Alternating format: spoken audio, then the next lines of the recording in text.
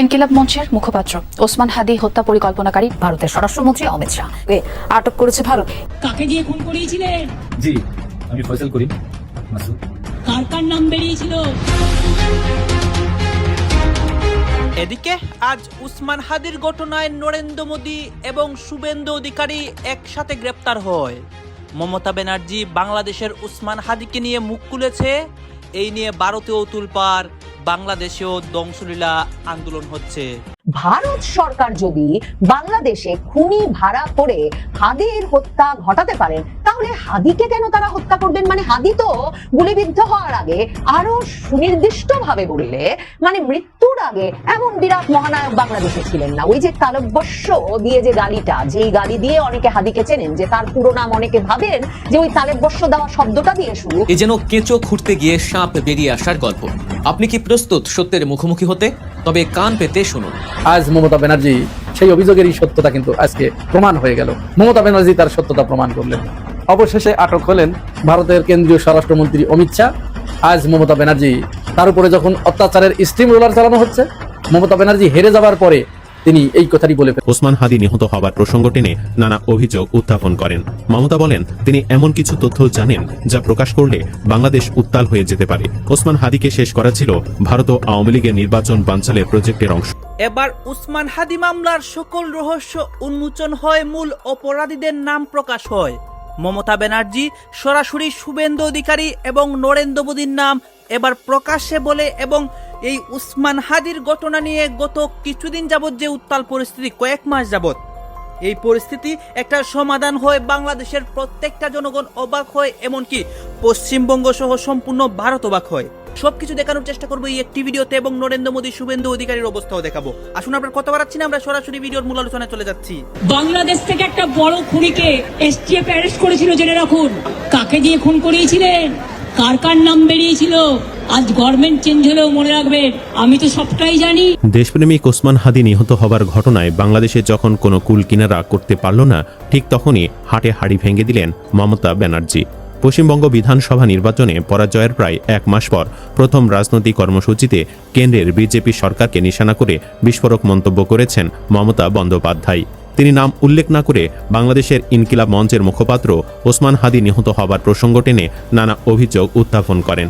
মমতা বলেন, তিনি এমন কিছু তথ্য জানেন যা প্রকাশ করলে বাংলাদেশ উত্তাল হয়ে যেতে পারে। এই একটি কথাকে কেন্দ্র করেই আমাদের আজকের ভিডিওটি এগিয়ে নিব। হাদি নিহতের পেছনে এমন কে জড়িত যার নাম প্রকাশ করলে বাংলাদেশ উত্তাল হয়ে যাবে? চলুন বিস্তারিত জেনে নেওয়া যাক। অনেকে মনে করেন ওসমান হাদিকে শেষ করা ছিল ভারত ও আওয়ামী লীগের নির্বাচন বানচালের প্রজেক্টের অংশ। ভারতের জাতীয় নিরাপত্তা উপদেষ্টা অজিত দেভাল কিংবা অমিত শাহর সরাসরি হস্তক্ষেপেই এই ঘটনা ঘটেছে, এতে কোনো সন্দেহ নেই। কারণ হাদি ছিলেন আধিপত্যবাদী ভারতের শত্রু। এই ঘটনায় ভারতের জড়িত থাকার বিষয়ে মমতা বলেছেন, বাংলাদেশে আলোচিত ওসমান হাদি নিহতের সঙ্গে জড়িত সন্দেহভাজনদের পশ্চিমবঙ্গ রাজ্য পুলিশের স্পেশাল টাস্ক ফোর্স গ্রেপ্তার করেছিল। মমতার অভিযোগ, সন্দেহভাজনদের গ্রেপ্তারের পর ভারতের কেন্দ্রীয় স্বরাষ্ট্রমন্ত্রী অমিত শাহ তাকে ফোন করে বিষয়টি প্রকাশ না করার অনুরোধ জানিয়েছিলেন। তিনি দাবি করেন, দেশের স্বার্থে বিষয়টি গোপন রাখতে বলা হয়েছিল। কি বললেন? आप थोड़ा आपको बंगाल पुलिस को बोल दो, ये बात बाहर में नहीं कहने के लिए, ये देश के लिए है। কাকে দিয়ে খুন করিয়েছিলেন? কার কার নাম বেরিয়েছিল?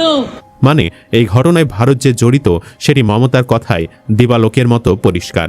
এবার আসি ঘাতকের বিষয়ে। ঘাতক ফয়সাল ছিল আওয়ামী লীগের জাহাঙ্গীর কবির নানকের ঘনিষ্ঠ।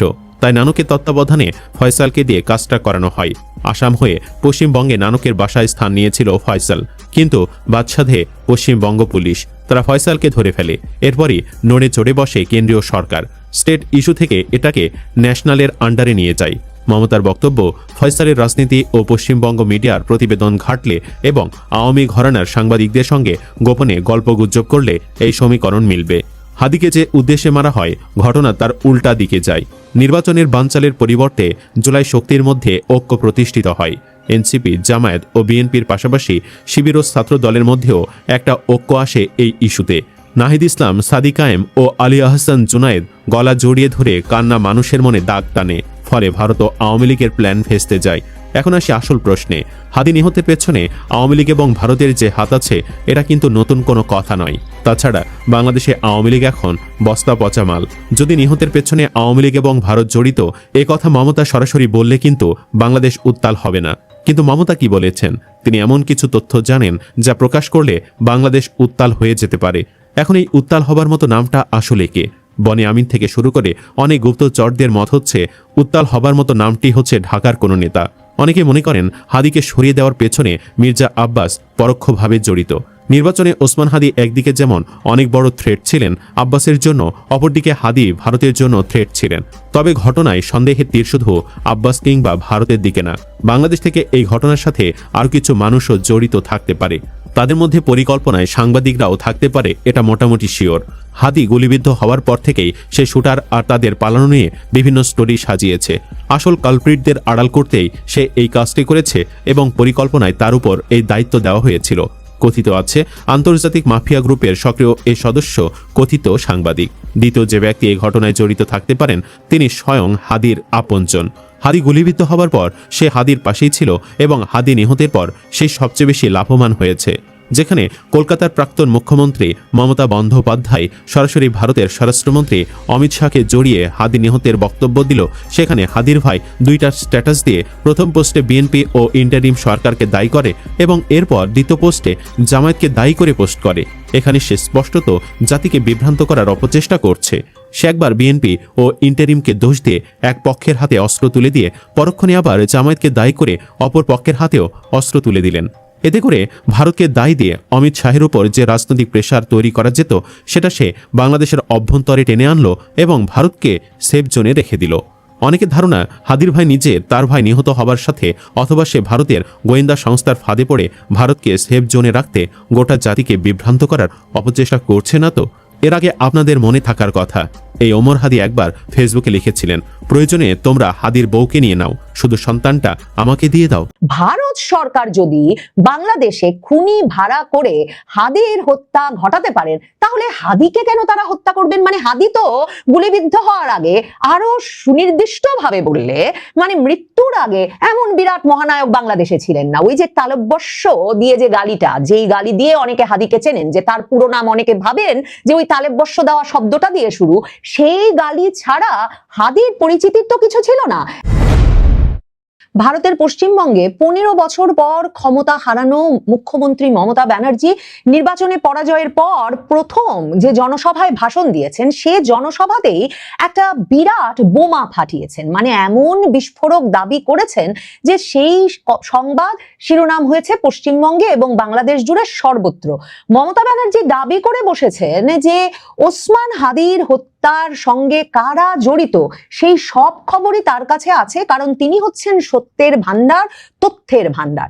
এখন মমতা ব্যানার্জি কারা ওসমান হাদিকে বাংলাদেশে খুন করেছেন সে খবর যদি জানতেন তাহলে ক্ষমতা হারানোর আগে যখন তার প্রকৃত দায়িত্ব ছিল সে খবর জানানো এবং হত্যাকারীর বিচারে ব্যবস্থা নেওয়ার, মানে যে বিবেক তার এখন জেগে উঠেছে সে বিবেক কেন ক্ষমতায় বসে থাকতে তার জাগেনি, সে প্রশ্ন নিশ্চয়ই তাকে তার নেতা কর্মী সমর্থকেরা করবেন।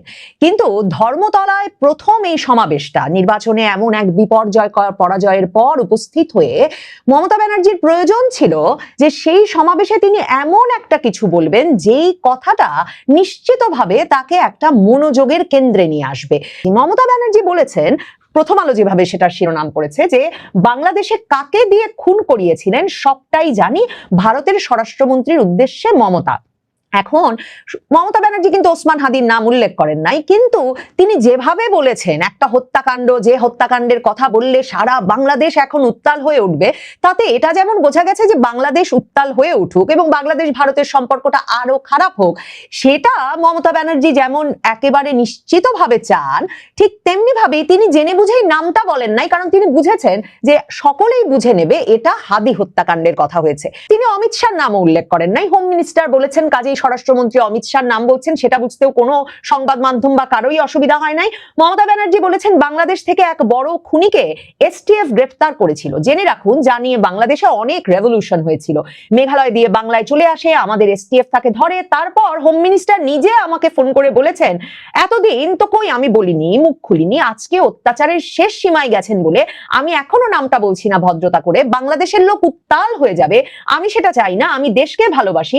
তখন তার সমর্থকেরা চিৎকার করে নাকি বলতে থাকেন সবার সামনে যে নামটা বলে দিন, নামটা বলে দিন। মমতা তখনও বলেন না, বলবো না, দেশের স্বার্থে।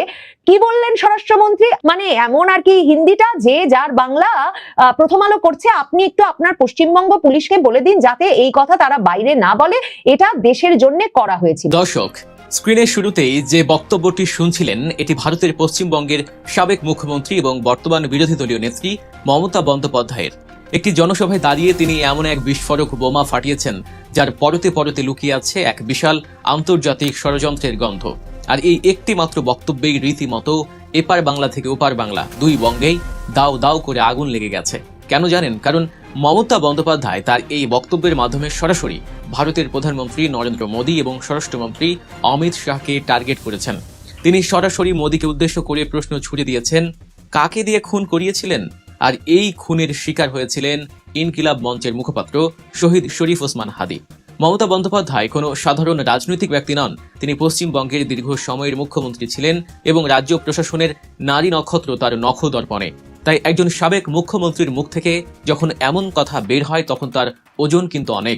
তারপরে হোম মিনিস্টার নিজে আমাকে ফোন করে বলছেন, आप थोड़ा आपको बंगाल पुलिस को बोल दो, ये बात बाहर में नहीं कहने के लिए, ये देश के लिए है। তিনি যখন প্রকাশ্যে আঙুল তুলে নরেন্দ্র মোদী এবং অমিত শাহের দিকে খুনের ইঙ্গিত করেন তখন আর বুঝতে বাকি থাকে না যে শহীদ শরীফ ওসমান হাদি হত্যাকাণ্ডের পেছনে কত বড় আন্তর্জাতিক গেম প্ল্যান কাজ করেছে।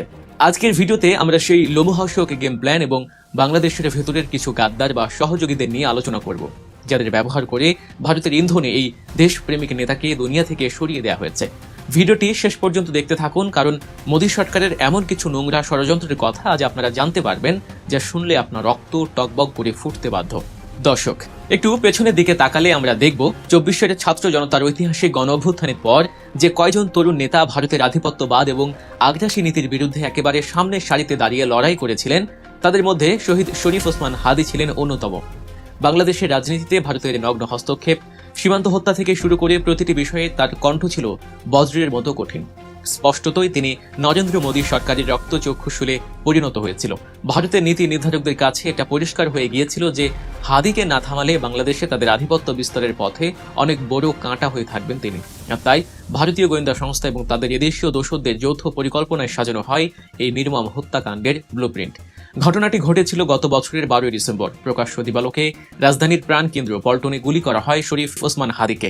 দিন দুপুরে এমন দুঃসাহসিক হামলা প্রমাণ করে যে খুনিদের পেছনে কত বড় শক্তিশালী মহলের হাত ছিল। গুলিবিদ্ধ হওয়ার পর হাসপাতালে টানা কয়েকদিন মৃত্যুর সাথে পাঞ্জা লড়ে 18 ডিসেম্বর সিঙ্গাপুরের একটি হাসপাতালে চিরবিদায় নেন এই অকুতভয় তরুণ নেতা। অন্তর্বর্তীকালীন সরকারের আমলে এই হত্যাকাণ্ড ঘটলে তখন জানা যায় কিলিং মিশনে অংশ নেওয়া প্রধান খুনি ফয়সাল এবং তার সহযোগীরা অত্যন্ত সুকৌশলে সীমান্ত পেরিয়ে পালিয়ে গেছে ভারতে। বাংলাদেশ থেকে পালিয়ে তারা প্রথমে আশ্রয় নিয়েছিল ভারতের মেঘালয় রাজ্যে। এটা স্পষ্ট যে মেঘালয়ে তাদের জন্য আগে থেকেই সেফ হাউস তৈরি করে রাখা হয়েছিল। এরপর সেখান থেকে তারা প্রবেশ করে পশ্চিমবঙ্গে, কিন্তু তাদের শেষ রক্ষা হয়নি। পশ্চিমবঙ্গের তৎকালীন মুখ্যমন্ত্রী মমতা বন্দ্যোপাধ্যায়ের অধীনস্থ রাজ্য পুলিশের স্পেশাল টাস্ক ফোর্স বা এসটিএফ তাদের গ্রেফতার করতে সক্ষম হয়। এই গ্রেফতারের খবর প্রকাশ্যে আসতেই দুই দেশের রাজনীতিতে শুরু হয় তুমুল উত্তেজনা। কিন্তু আসল রহস্যের জন্ম তো ঠিক এখানেই। রাজ্য পুলিশের এসটিএফ যখন ওই খুনিদের ধরে ফেলে তখন আসামিদের রিমান্ডে নিয়ে কঠোর জিজ্ঞাসাবাদ করা হয়। আর সেই জিজ্ঞাসাবাদেই বেরিয়ে আসে এমন সব রাঘব বোয়ালদের নাম যা শুনে খোদ কলকাতা পুলিশেরও চোখ কপালে উঠে যায়। আর ঠিক তখনই ঘটে সবচেয়ে চমকপ্রদ ঘটনাটি। মমতা বন্দ্যোপাধ্যায় তার জনসভায় প্রকাশ্যে জানিয়েছেন, খুনিদের মুখ থেকে নামগুলো বেরিয়ে আসার পরপরই তার কাছে সরাসরি ফোন আসে দিল্লির সাউথ ব্লক থেকে। ফোন করেছিলেন খোদ ভারতের কেন্দ্রীয় স্বরাষ্ট্রমন্ত্রী এবং মোদীর ডান হাত অমিত শাহ। মমতা দাবি করছেন অমিত শাহ নিজে তাকে ফোন করে অত্যন্ত কড়া ভাষায় বলেছিলেন, আপনি আপনার পুলিশকে বলে দিন এই নামগুলো যেন কোনোভাবেই বাইরে না যায়, কারণ এটা দেশের ব্যাপার।